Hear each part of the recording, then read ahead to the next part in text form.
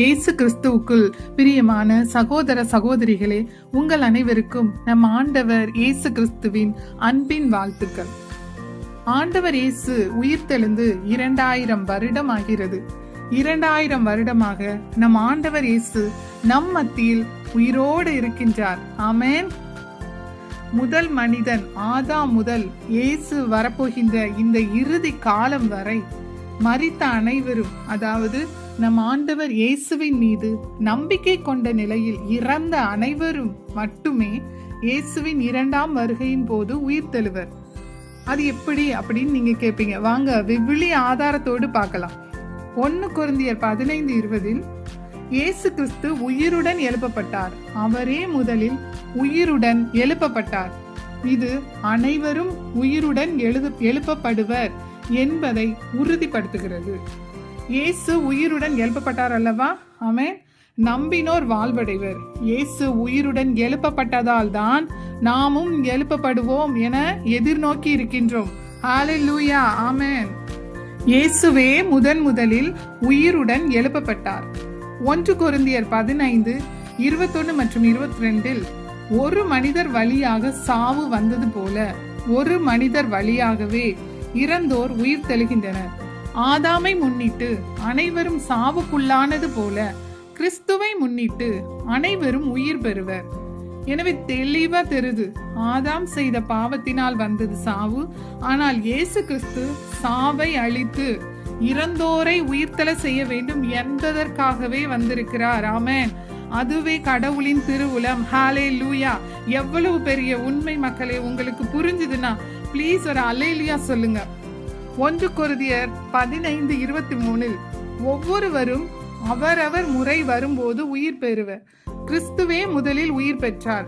அடுத்து கிறிஸ்துவின் வருகையின் போது அவரை சார்ந்தோர் உயிர் பெறுவர். எனவே இயேசு கிறிஸ்துவின் 2ஆம் வருகையின் போது இயேசு கிறிஸ்துவின் மீது நம்பிக்கை கொண்ட நிலையில் உள்ள புனிதர்கள், அவரை சார்ந்தோர் உயிர் பெறுவர். ஹல்லேலூயா, ஹல்லேலூயா. தொடர்ச்சியாக 1 கொரிந்தியர் 15:24 மற்றும் 26 அதன் பின்னர் முடிவு வரும். அப்போது கிறிஸ்து ஆட்சியாளர், அதிகாரம் செலுத்துவோர், வலிமையுடையோர் ஆகிய அனைவரையும் அழித்துவிட்டு தந்தையாகிய கடவுளிடம் ஆட்சியை ஒப்படைப்பார். எல்லா பகைவரையும் அடிபணிய வைக்கும் வரை அவர் ஆட்சி செய்தாக வேண்டும். சாவே கடைசி பகைவன், அதுவும் அழிக்கப்படும். ஹல்லேலூயா. சாவை அழிக்கவே இயேசு வந்தார். எனவே இயேசு தம்முடையவர்களை உயிர்த்தெழச் செய்த பின்புதான் முடிவு வரும். இதே போல் கடவுள் தானியேல் கிட்டே சொல்வார். தானியேல் 12:1-2 வாசிங்க. அக்காலத்தில் உன் இனத்தாருக்கு தலைமை காவலரான மிக்கேல் எழும்புவார். மக்களினம் தோன்றியது முதல் அக்காலம் வரை இருந்திராத துன்ப காலம் வரும்.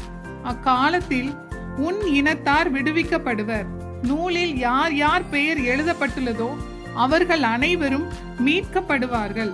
இறந்து போய் மண் புழுதியில் உறங்குகிற அனைவருள் பலர் விழித்தெழுவர். அவருள் சிலர் முடிவில்லா வாழ்வு பெறுவர், வேறு சிலரோ வெட்கத்திற்கும் முடிவில்லா இழிவுக்கும் உள்ளாவர். ஆமென். எனவே இயேசு வருவதே அனைவரையும் உயிர்த்தெழ செய்யவே. அவர்கள் பெயர் நூலில் எழுதப்பட்டிருக்கும்.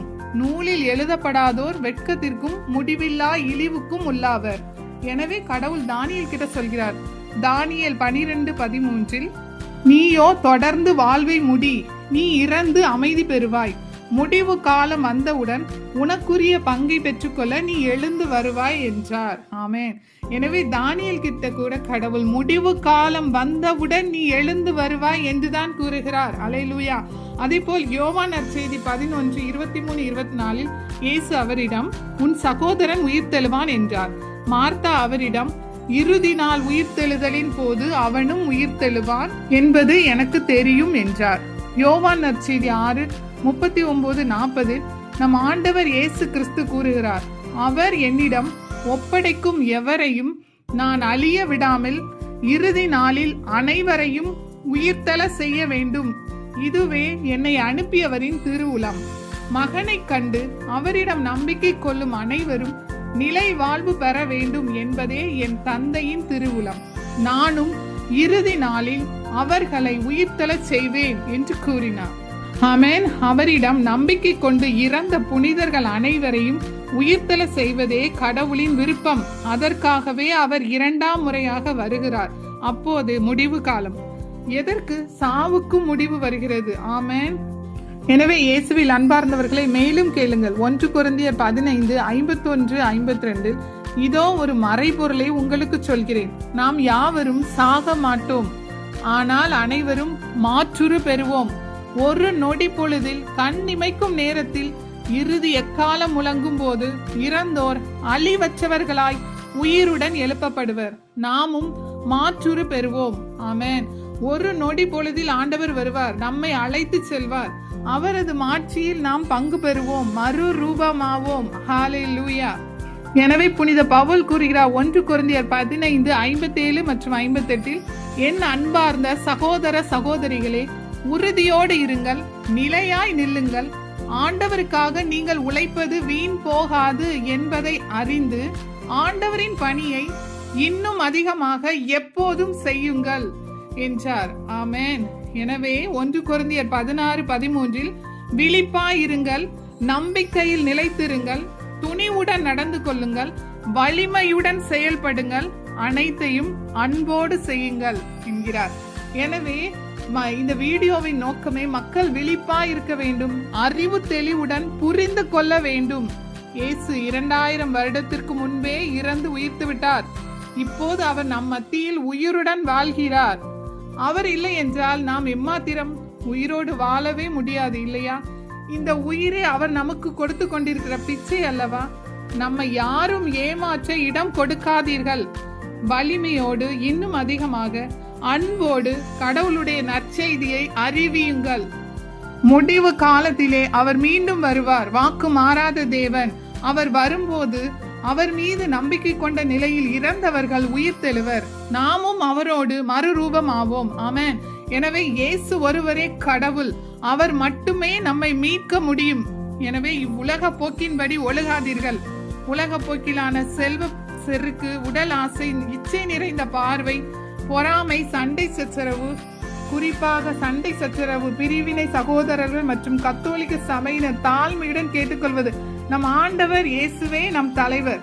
அவர் இந்த சண்டை பேச்சுக்களை நிச்சயம் விரும்ப மாட்டார். நான் பவுலை சார்ந்தவன், நான் அப்பல்லவை சார்ந்தவன் என ஏன் கூறுகிறீர்கள்? இயேசுவே உங்களுக்காக சிலுவையில் அறையப்பட்டார். அன்போடு மற்றவர்களுக்கு கற்றுக் கொடுங்கள். கடவுள் பார்த்துக் கொள்வார். தயவு செய்து தவறான போதனைகளை, நற்செய்தியில் இல்லாத போதனைகளை, ஆண்டவர் இயேசு சாராத இல்லாத போதனைகளை போதித்து மக்களை ஏமாற்றாதீர்கள், குழப்பாதீர்கள். அவ்வாறு போதிப்பவர்களை பார்த்து புனித பவுல் கூறுகிறார் கலாத்தியர் 1:8 நாங்கள் உங்களுக்கு அறிவித்த நற்செய்தி நின்று மாறுபட்ட ஒன்றை நாங்களோ விண்ணிலிருந்து வந்த தூதரோ யார் அறிவித்தாலும் அவர்கள் சபிக்கப்படுக. ஏற்கனவே சொல்லி இருக்கின்றோம், நீங்கள் பெற்றுக்கொண்ட நற்செய்தி நின்று மாறுபட்ட ஒன்றை யாராவது உங்களுக்கு அறிவித்தால் அவர்கள் சபிக்கப்படுக. எனவே கடவுளுக்கு அஞ்சி வாழுங்கள். கடவுளுடைய வார்த்தையை நன்றாக போதித்து அதில் இருப்பதையே போதியுங்கள். ஆண்டவர் இயேசு உங்களையும் உங்கள் குடும்பத்தையும் ஆசீர்வதிப்பாராக. ஆமென்.